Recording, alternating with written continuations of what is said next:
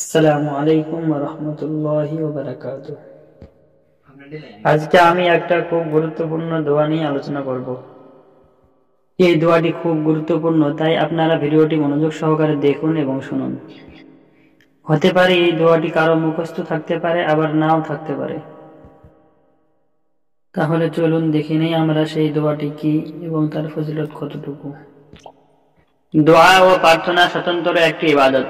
হাদিসে দোয়াকে ইবাদতের সবচেয়ে গুরুত্বপূর্ণ অংশ হিসাবে সাব্যস্ত করা হয়েছে। আল্লাহর কাছে দোয়া না করলে আল্লাহ পাক অপছন্দ করেন।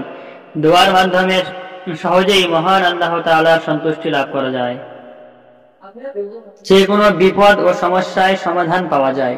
তাই সব বিষয়ে আল্লাহর সাহায্য চাওয়ার বিকল্প নেই, কারণ তিনি একমাত্র সাহায্যকারী ও সমাধানদাতা। হাদিসে দোয়ার মাধ্যমে জান্নাত লাভের অনেক সুসংবাদ রয়েছে। যে সহজ দোয়া পড়লে জান্নাত লাভ করা যায় সে সম্পর্কে সংক্ষিপ্ত বর্ণনা।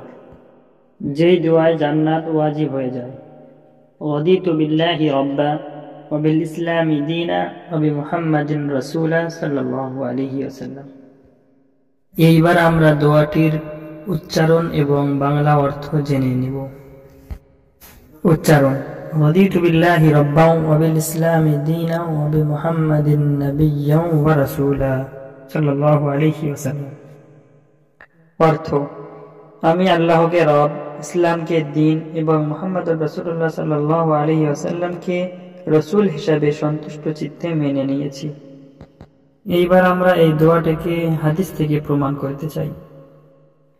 হযরত আবু সাঈদ খুদরি রাদিয়াল্লাহু তাআলা আনহু থেকে বর্ণিত, রাসূল সাল্লাল্লাহু আলাইহি সাল্লাম ইরশাদ করেন, যে ব্যক্তি দোয়াটি পড়বে তার জন্য জান্নাত ওয়াজিব হয়ে যায়।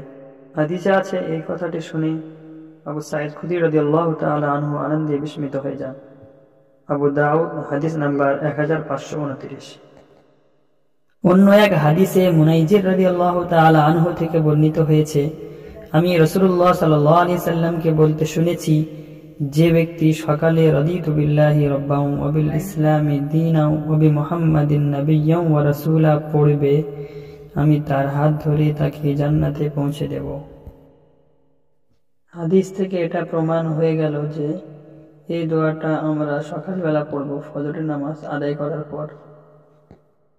আল্লাহ তাআলা আমাদের সবাইকে এই দোয়াটি নিয়মিত পড়ার তৌফিক দান করুক। আমিন।